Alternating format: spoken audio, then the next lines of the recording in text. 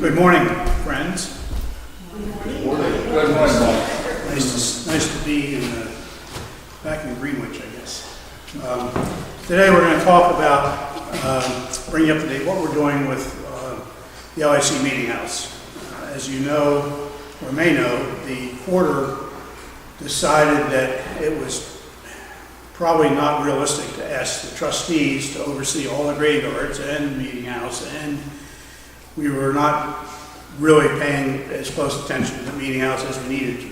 So the quarter, in its wisdom, decided to establish a separate committee to oversee the Lower Alloways Creek Meetinghouse. And I'm happy to see a number of members here. And so we'll go through this and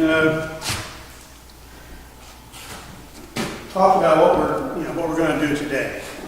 I'd like to just go over why are we talking about Alloways Creek here? And the answer is there is a connection between Greenwich and Alloways Creek. We'll talk about that. We have photographs of the Alloways Creek Meetinghouse through the years, which we've been using just to get historical reference, but some of them are pretty interesting. We'll talk about our preservation plan and our path forward on that.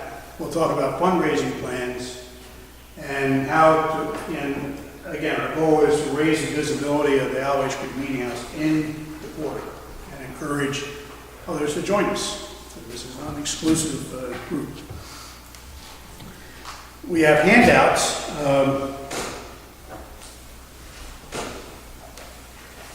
Up here on the bench, we have a list of names that are associated with Alloways Creek through the years. That's this guy. In fact, maybe one of my committee members can hand these out. We have I don't have a handout of the actual Crick graveyard, the old original Crick graveyard, but I do have something to look at after this presentation. And we do have a list of all those names and all the references that are in there. We've included our National Register registration. We are on the National Register of Historic Places. We conducted a usage workshop. We'll talk about that. And some notes that we found from era 1985. Finally, for each meeting, we have some of our brochures that are at the LAC Meetinghouse. We'd like to get these to every meeting.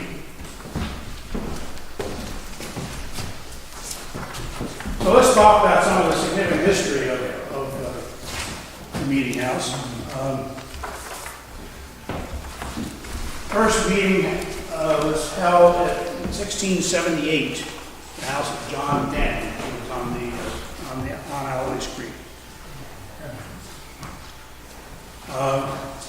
In 1679, Alloways Creek Comparative Meeting was formed. It is the third Quaker meeting in West Jersey after Salem and Burlington. So it's the third oldest meeting in West Jersey. Something that I don't think many people realize.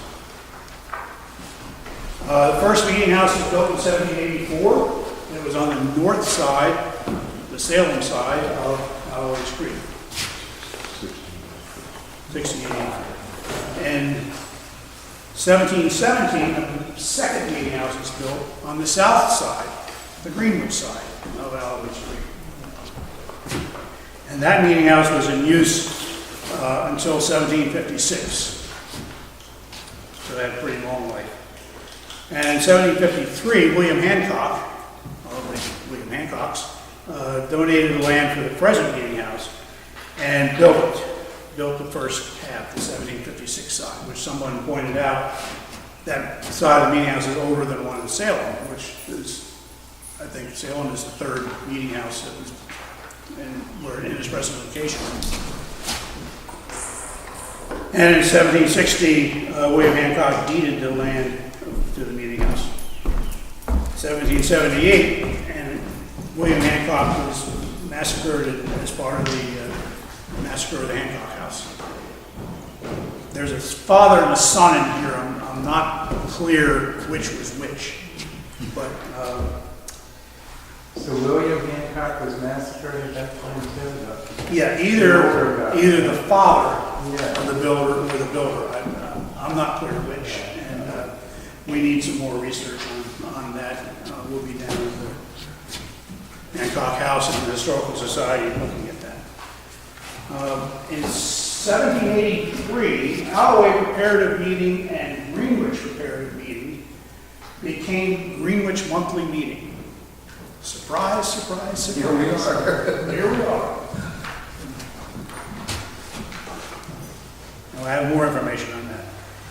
And then in 1784, the western part of the Ayars of Meeting House was built, the second side. They were comparative meetings under which meeting?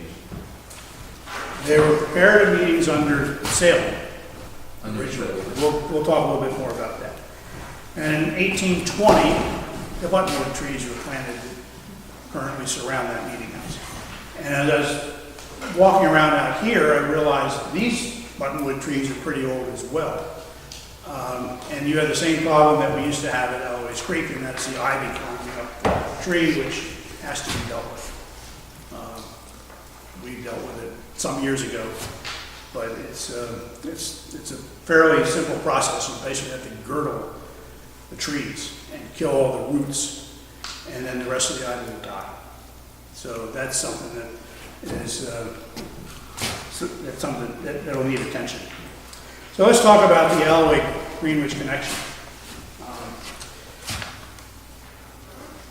1783, Salem Monthly Meeting, again, recommended that Alloways Creek and Greenwich preparative meetings be divided off and hold a separate monthly meeting at Friends Meetinghouse in Greenwich until a meeting house may be built at Alloways Creek to accommodate such meeting, and then they're to meet alternately between Greenwich and Alloways Creek.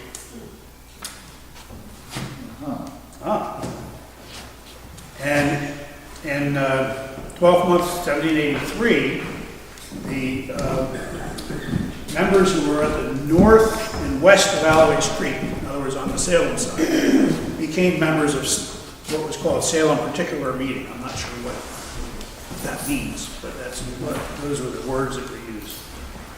And then, Just want to say, just to put that in context also with Greenwich, this building we're in is 1771, so that this is that meeting that was alternating with there, right, this building. this building. So again, all members south and east of Alloways Creek continued as members of Alloways Creek and Greenwich preparative meetings, respectively, and became members of the new Greenwich monthly meeting. That was a surprise because, Salem has always, had a particular fondness for Alloways Creek.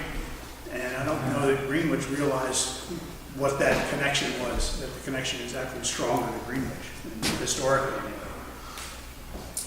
And that was the reason why the Alloways Creek meeting was expanded in 1784, was to accommodate that.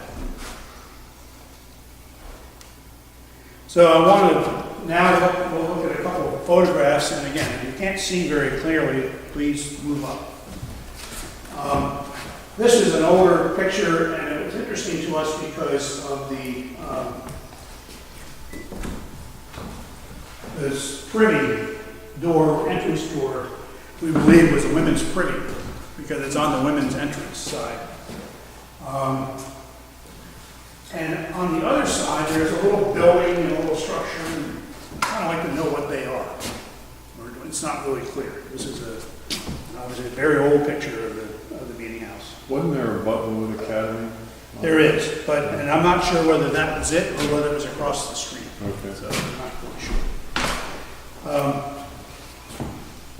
This is we're not sure of the date of this, but you can see that on the west side, there is no portico over that entrance door. And there's a young lady standing in the entrance of the east door. So this is east, this is west. So the original portico on the original building, which is on this side, is there, but on the other side, they didn't put one up. Not sure why.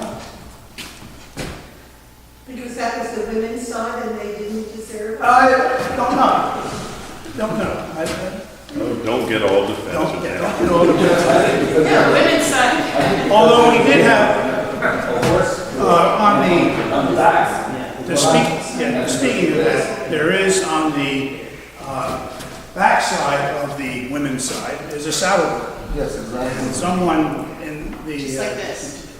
We have one right there, yeah. Yeah, you have one right here. So, when the Friends Historical Association made their little tour, someone explained what a saddle board was. That in the meeting, man and wife would ride on a horse, and then a woman would ride side saddle. So they pull up to the saddle door, and she'd step off and right into the meeting house. And then And he would take the horse down to the horse shed. So maybe that's why there's no portico, is nobody actually used that door to enter. I don't know. That's purely conjecture. This site, again, great buttonwood trees, horse and buggy out front, and notice in the back of the horse shed is packed with buggies. So, again, still no portico over the women's side. This is we're not sure what the date of this photograph is, but you notice that now we have a portico. So this is, we're trying to go kind of chronologically. We now have a portico over the women's door. Maybe they stopped riding horses, I'm not sure. And again, another view of that you'll see on the between the two windows in the front, there's some sort of a plaque and a lot of ivy growing. Not sure what the plaque said, because it's not there anymore. It has now disappeared. Again, large buttonwood trees, you can see a good, a fence that is there that may have been the fence around Buttonwood Academy. Again, not clear to us exactly where that structure was, but pretty nice. You will notice that the buttonwood trees now are up a lot higher because we have electricity. You see electric poles going down. So that was the trimming of the buttonwood trees for that. This is a series of photographs from 1941. I believe that the gentleman walking back here may be Walter Hall, who was the president of the Historical Society, clerk of Salem meeting, clerk of Quarterly meeting. He did a lot of different things. And one of the interesting pictures we found was this. I think we found this in Squatman. A large group of people dressed to the nines standing in front of the Alloways Creek Meetinghouse. So we're looking at this and trying to figure out, well, what year was this? What year was that car and so forth? The fashions look like The fashions. 1940s. Yeah, so it turns out that in the Historical Society has one of the original pictures, and this is the caption that is under the picture. And it says, it's part of the audience which had jammed the old Friends Meeting House at Hancock's Bridge following the meeting of members and friends of the Cumberland County Historical Society, Salem County Historical Society, and the Cumberland County Friends of the Hancock House. As they stopped to meet and greet friends on the lawn of the building, which has a remarkable appeal to those who acknowledge the debt of the present to the past and recognize the obligation to future generations. The building, in the traditional Friends architecture, is in an excellent state of preservation, and the interior has recently been restored under the capable direction of Salem County Historical Society, of which Walter Hall is the president, and he's been given a large share of the credit. The group lingered here following the meeting, and much attention was given to the memorial stones. This is our first indication of when the memorial stones were put down. They extend on either side of the path from the entrance toward the road. Mr. Hall explained that when they first became interested in Friends, who had been associated with this Friends meeting years before, they found the modest headstones with names of the old worthies, likely to be lost or forgotten, so they had stones deeply cut with their names and dates and placed them just above the surface of the ground as an enduring memorial. That told us a bunch of things. When the memorial wall was put down, how they came up with the names of the old worthies. I think, they found modest headstones, so I don't know that, as we look at that there is a particular reason why someone has a memorial stone there. They just happen to find a name and put one down. So, that's told us quite a bit.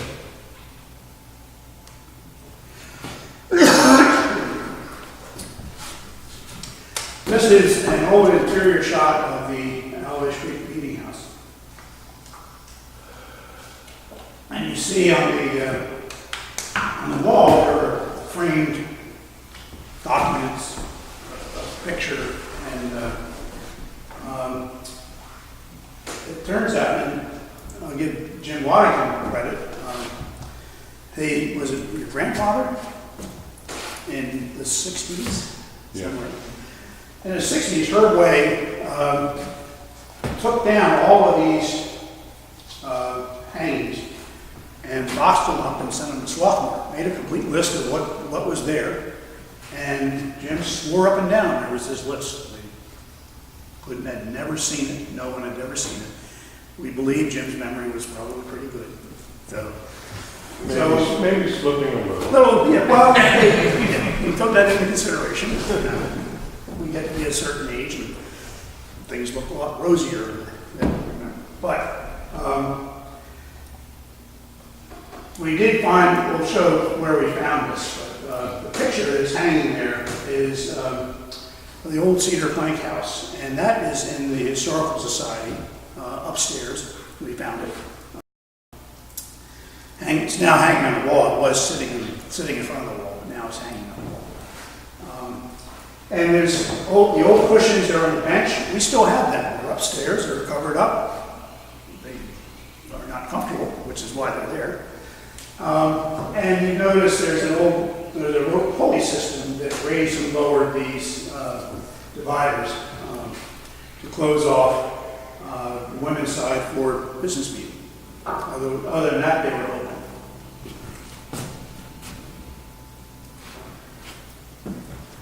And again, another shot of the interior. You see the old clerk's bench, which is still there.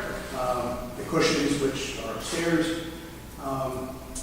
But this meeting house looks very much like this today. So here we are at the Swarthmore. If you've never been to the Swarthmore Friends Historical Library, this is what it looks like. There's Jim, Dave Catalover, Andrew, and myself. This box right in front of Jim, we opened it up. On the top was the inventory list that Herb Way did, and in the box was everything that was on that list. Wow. That's what we said. Wow. And it was, I guess, membership writs, writing, people being written out of meeting for various offenses. Including gambling on horse races. Yes, gambling on horse races. People begging not to be, read out of meeting because they went astray once. So that was a fun afternoon. And we've been back a couple of times. We went back once again.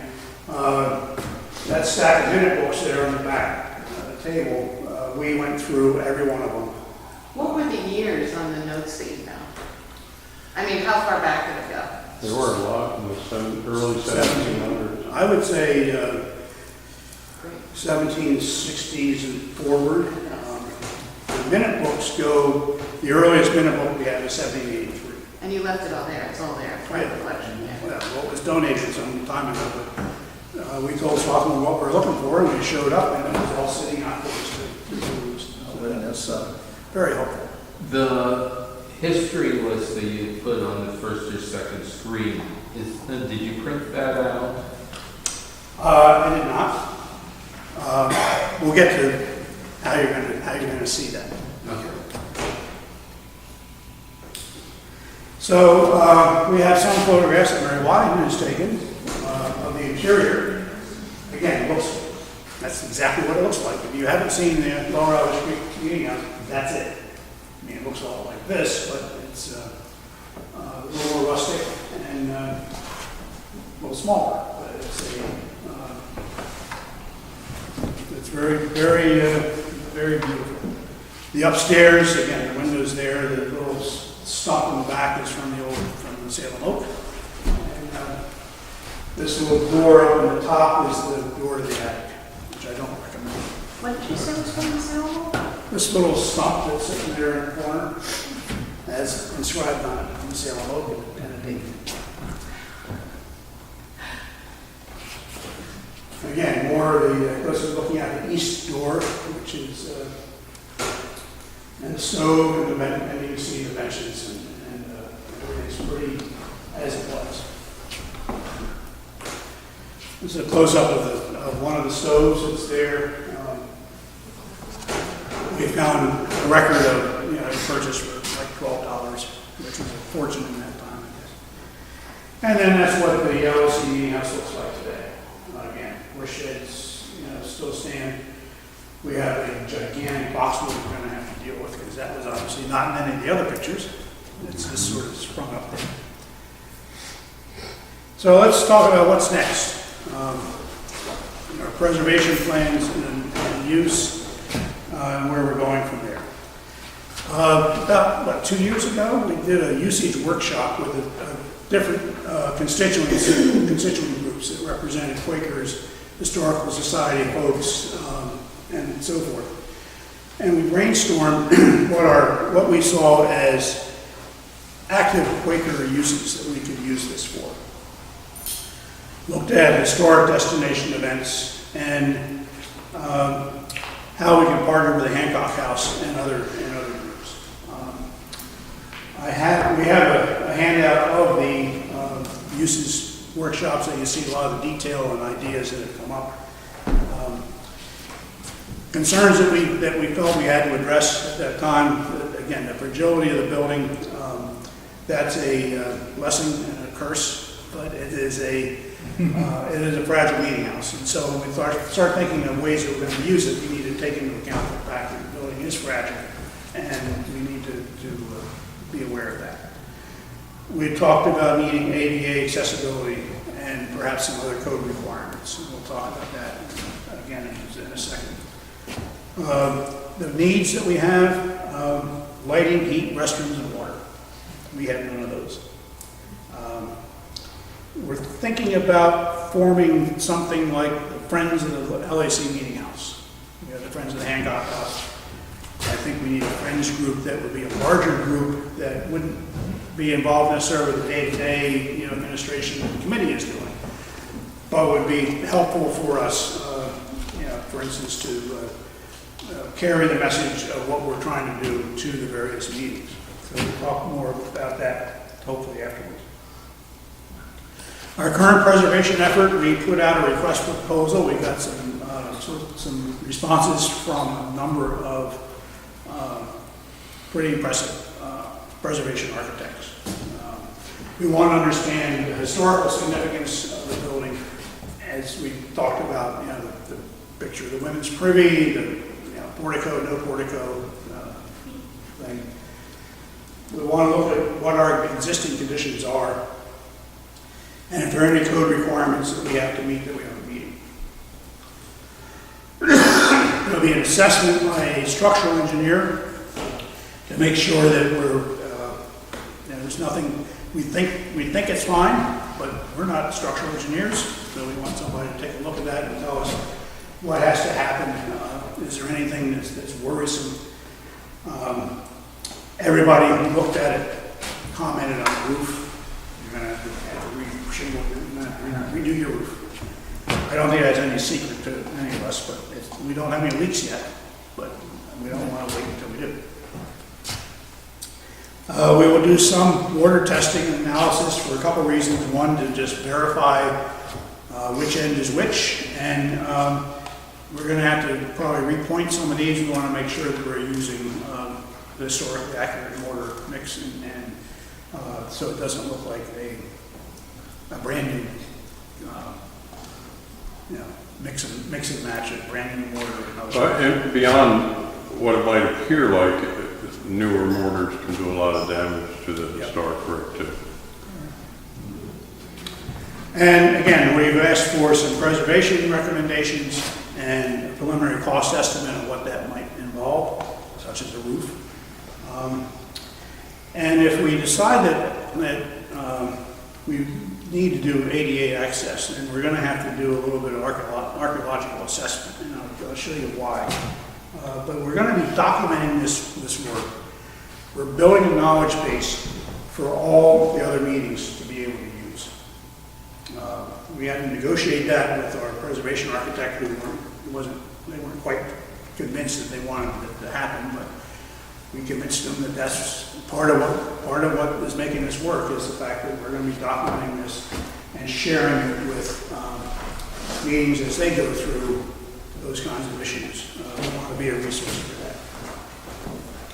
So when we talk about ADA access, the western side of the Meetinghouse, which is where the women's privy used to be, would be a logical place for ADA access that would go from that door to the curb.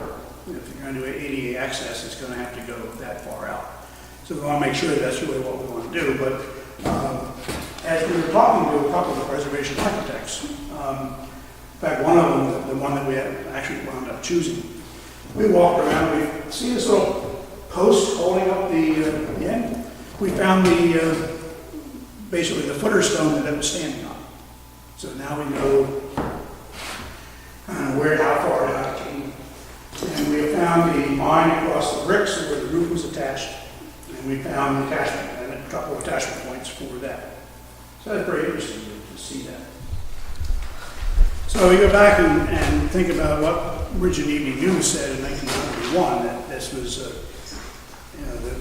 a remarkable appeal to those who acknowledge the debt of the present to the past and the obligation for future generations. And that's pretty much our driving force behind the committee is just remembering that phrase and preserving this for the future as well. Back in 1985, Judy Supplee wrote a letter to the Salem Border News. It said, "Let's not continue to assign it to the category of unused meeting house with no resident meeting. Let's do some brainstorming about its possibilities. I am fascinated by the thought that as we share ideas with other BYM meetings on ways or reaching out to our own members and attenders, and as we extend a welcome to others who wish to be a part of the family of friends, more and exciting uses for the Hancock Bridge Meeting House will be considered." We didn't read this up on our own. So we're going to talk now about what we're doing. It all comes down to money at some point. There is a fund at Friends Fiduciary, the quarter holds, which is donor restricted to the Lower Alloways Creek Meeting House in Harmonsville Cemetery. We are borrowing from that fund as we need to for the preservation plan. As we identify and prioritize the work that we need to do, then we'll have a better idea of what kind of funds we're going to need to raise to do that. We're also thinking that we need to, we have commemorative stones. On the men's side, that's extensive. I don't know, we could add one or two more, but there's a lot. On the women's side, there's 4. That seems not correct. So we're thinking about raising money for commemorative stones, for example, for Bill Waddington, who had a lot to do with that meeting house in the years and Salem Quarter. And he ought to have a memory stone. But also on the women's side, there are also Quaker women. For example, the Quaker suffragettes ought to be commended, and perhaps we do some fundraising in that regard. Not only for the stone, but again for the funds that we need to do the work. So those are some of the ideas that we've had so far, but we'll be doing more. We will have a capital campaign at some point in the future. So again, how can you help us? Visit. Come see us.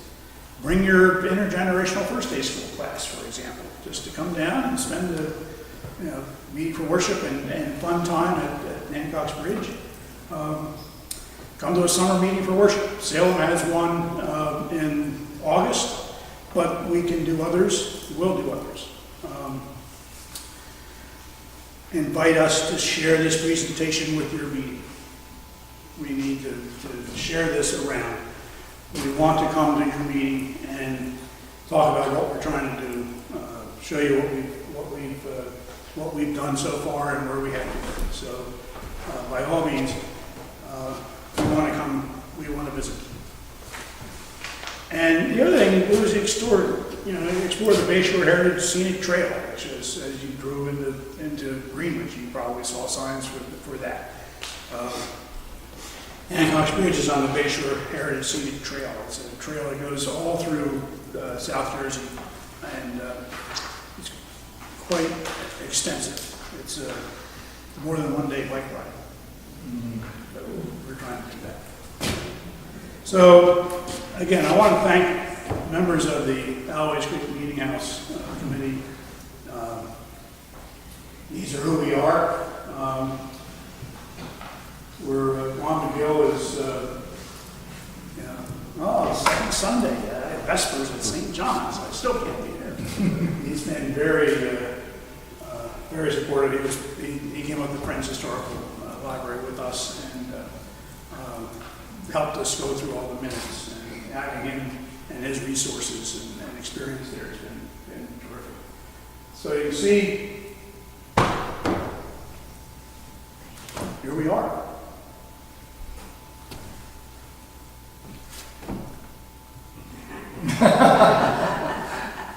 You said it all. I think you said it all, but I want to add a little. Yes, please. When you go and have your dessert, there's a quote by Louise Powell, who's not on the memory walk, but was a member. Or should be. Well, maybe I got her on a cake. I think it's still going to be a little more permanent, but okay. Well, I don't know very much about her at all, except that she was very concerned that the history of that meeting not be forgotten. And she died in 1892. No, she was born in 1892. Born in 1892. Yeah. So that's her quote about preserving the I think she was the truth of last their member lives. of that meeting. Okay, then she does deserve to be on a She stone. was the last member of that But meeting. the other woman from that meeting to know about is Cornelia Hancock, who, did you mention her? I did not. Okay. I believe that she was She has known been- as the Florence Nightingale of the Civil War. She was very, very young, and she tried to enlist to become a nurse. And they refused to accept her, along with the older women that were applying. And so she snuck onto the train and went anyway. So she's really she was quite a firebrand. And I don't know that much about her, but she is in the history books. Well, in fact, the last quarterly meeting that we had at Lower Alloways Creek, Doris Tice came and did a really excellent presentation on Cornelia Hancock. Okay. She does it right off the top of her head, and she's accurate and really. Who was that there? Who gave Doris the Tice. presentation? Doris Tice. She didn't know. No, she's part of the Hancock House process. Which, by the way, we also, we talked about trying to connect more with the Hancock House.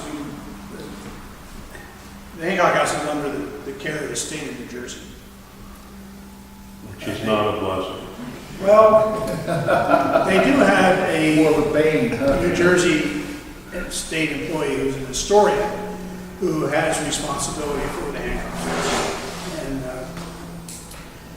I met this gentleman.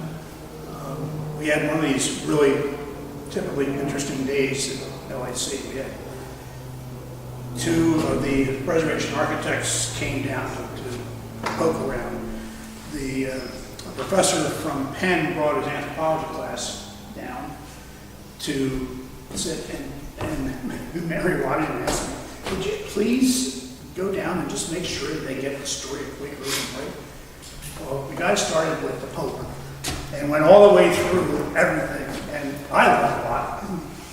It was really, really good. And towards the end, the story walked in, and we had a very nice conversation, and I said, so do you have a room this big for like presentation? He goes, no. Do you have electric? Yes, we do. Oh, good. Do you need PowerPoints? I said, this should be your auditorium for the Hancock House. That's what we see. So we've started that. He's excited about that. So. Well, I think it was interesting that there was a Cumberland County Friends of the Hancock House. Yeah. I mean, it's a reminder of when I went into my grandmother's Girl Scout records from 1926. Every year, her troop went to Hancock House. I mean, it was just de rigueur that kids in this part of South Jersey, all the way across to the other end of Cumberland County, all went there for a class trip or a club trip. And we've sort of lost that sense of the Hancock House's stature as a way of learning about the Revolutionary War for our kids, you know. So, well, the state historian made a presentation to the Salem County Genealogical Society. Fascinating. His expertise is Revolutionary War. This is his third or fourth posting to a Revolutionary War site. He is excellent all the way around. Hi. Questions? Is there a map, a special bicycle marked out for that Bay Shore Trail? Well, the Bay Shore Trail is marked as, there's a lot of different markers on it, and I believe if you go on the website of the Bay Shore, you can probably download a map from that. Yeah, Mike, not so much a question, but a comment, and that is that back in the late 1970s, we had a sort of an active Lower Alloways Creek Meetinghouse committee, and I think that's about the time that the current roof was put on, and we had several quarterly work parties where people scraped paint and painted the windows and the shutters and stuff like that. And at that time, we did a capital campaign, and one of the I recall that one of the questions that we were being asked by other meetings that were member of the quarter is, why should we spend money, preserving this historic meeting house? It really doesn't have a lot to do with our current mission, or, we feel that there are certain elements of Quakerism that we need to be taking out to the world, and we don't see this as being consistent with our mission. I've thought a lot about that over the decades since, and I think it's important that we not think of this as a historic building. Certainly it is, and certainly it's in a remarkable state of preservation. But I don't think that's enough reason for Quakers to want to necessarily contribute to preserving it. And there are a lot of other empty Quaker buildings that need preservation as well. And I think Judy Supplee put it very well. It's that's not enough reason for us to do this. And so the thing that I've always found about Lower Alloways Creek Meeting House is it really is a holy place.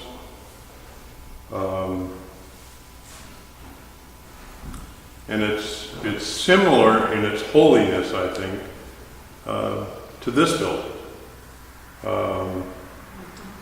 And it's a way for us to really reconnect to our ancestors' search for holy sites and for connectivity to the Spirit. And so that to me gives a lot more meaning to trying to raise funds, and future uses need to really sort of incorporate that into what our mission is.